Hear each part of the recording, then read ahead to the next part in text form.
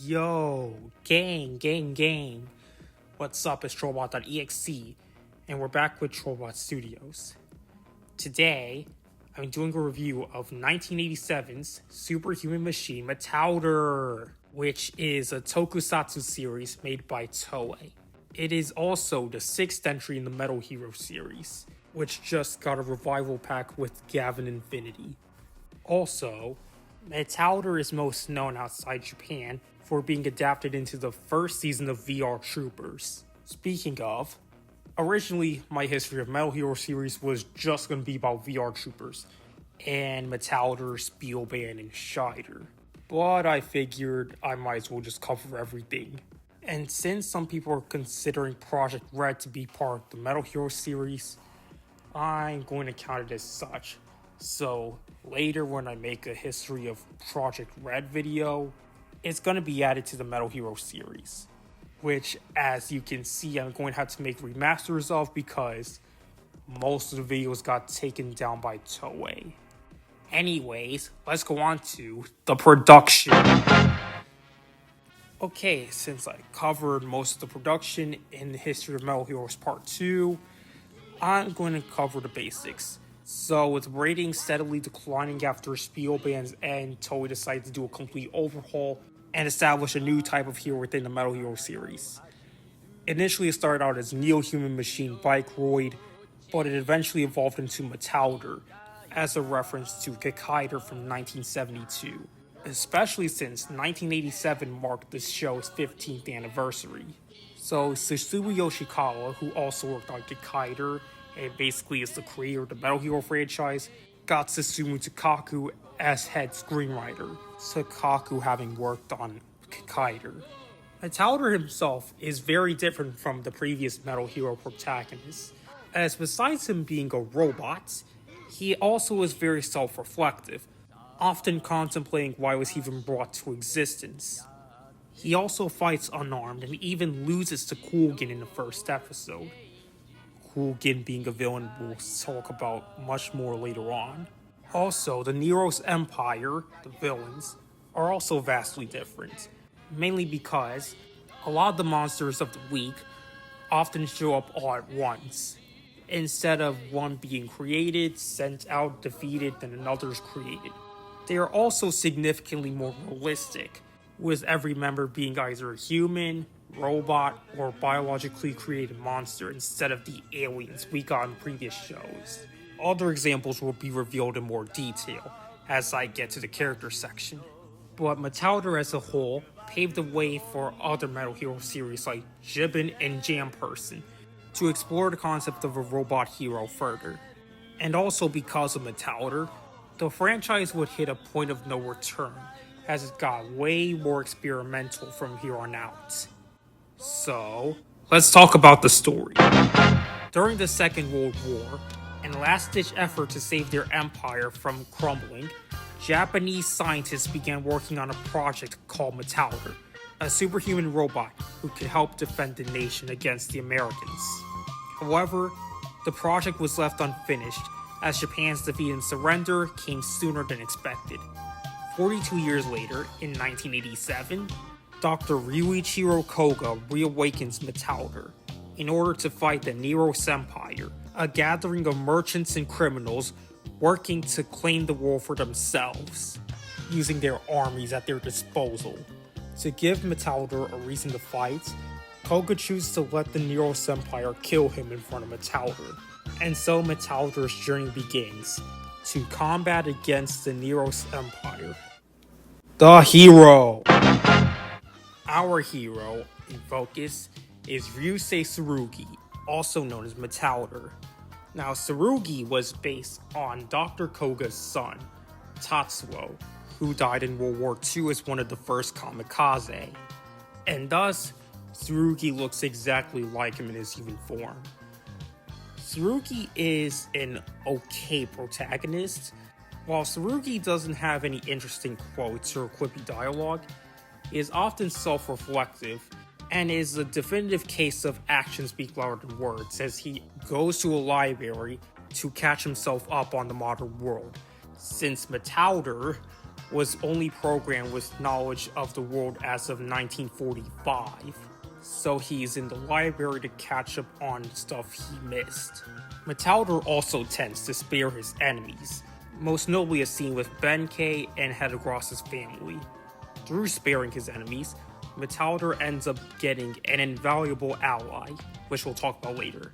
As Tsurugi, Metalder is played by Seiko Seno, and as Metalder, he's voiced by Michiro Ida, who is best known for playing Hunter Killer in Gavin and the Dark Knight in Dynaman.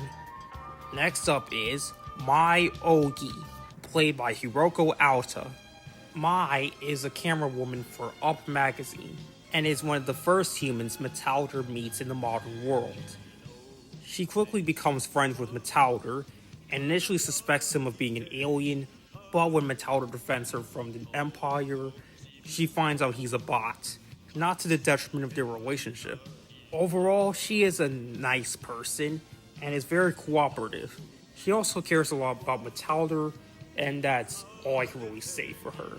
So let's go on to our next character, Springer, voiced by Genpei Hayashiya II, or Kumio Tominaga. Springer is Metalder's assistant, and he is a robot dog created by Dr. Koga. Ergo, he has the role of Metalder's sidekick. Whenever Metalder is damaged, it's usually Springer who fixes him up, as he has the tools necessary in the Silver Carcass, Metalder's base.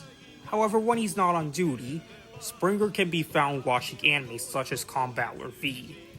I can't really say much about him as he doesn't really get to interact with a lot of people, besides mine, our next character.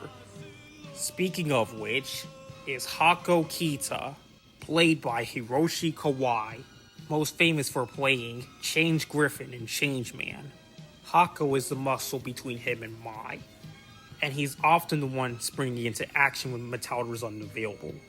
However, he has to sideline to Metalder whenever a threat's too big for him. In one episode, he even uses Metalder's transformation call as a battle cry. I like Hako. He's a good character. Like a Crash Out, but not too much of a Crash Out. But he's still a cool guy. So let's move on to Ryuichiro Koga, played by Kiyowaki Ikehata, a famous actor best known for his role in many of Toho's films, including Atragon and Wife. I swear that's the actual title of the film. Anyways, Dr. Koga is the one who built Metalder, and from God Neros' statements, he and Dr. Koga used to know each other during the war, and I assume it's through that relationship that Koga even knew of the Neros Empire.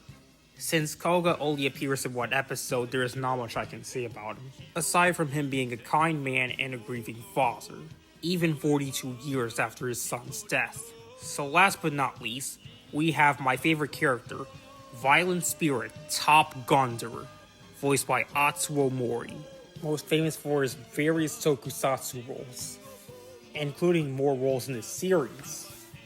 Top Gunter is cool.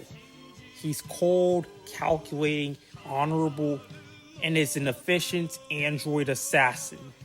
He was part of the robot army in the Neros Empire before defecting, after a rivalry with another soldier got out of hand.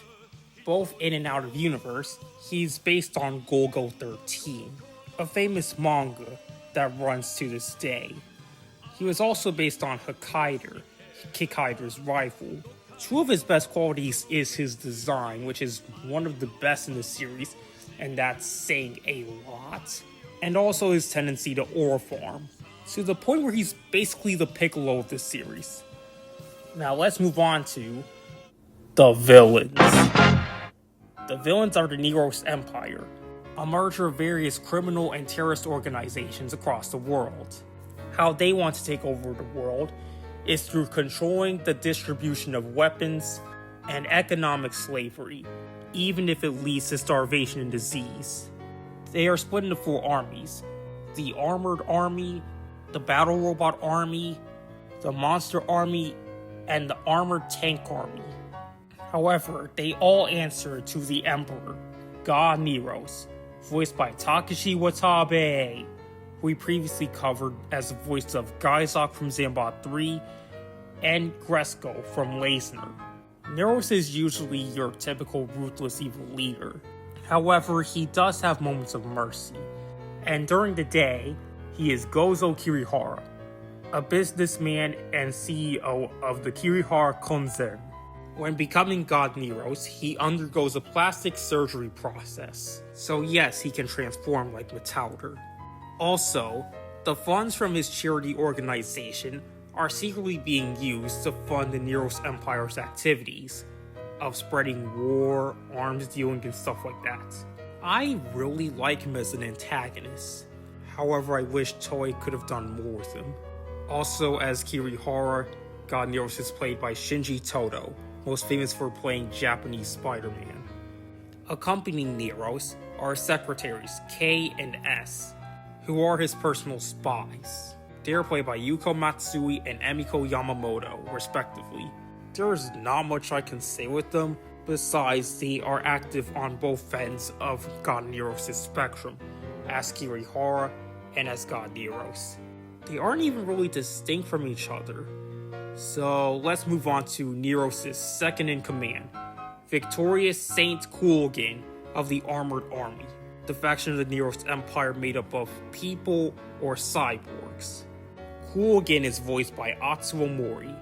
He is extremely loyal to Neros for more reasons than one, which even leads to a plot twist about his identity near the finale. He is very mysterious, only appearing completely covered in armor. And though he's just a person, he's able to actually beat Metalder in their first encounter. A rather impressive feat.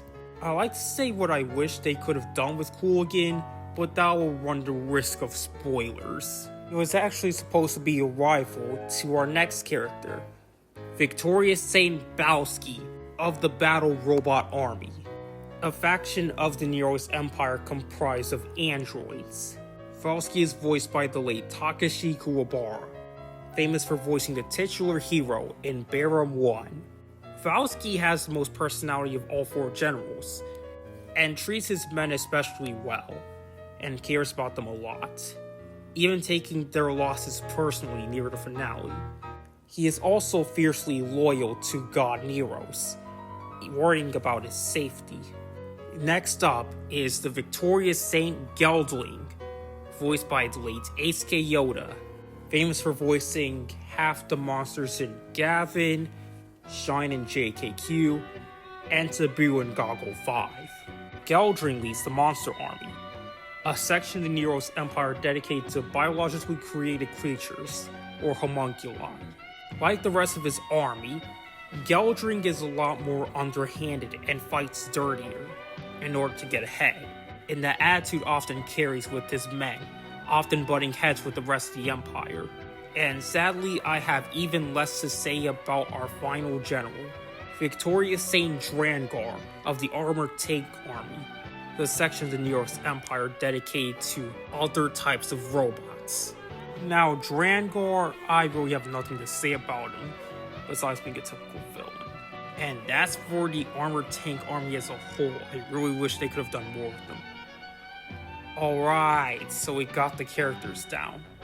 Next time, we'll talk about the episodes, the music, the special effects, and other topics in part 2 of the review for Metalder.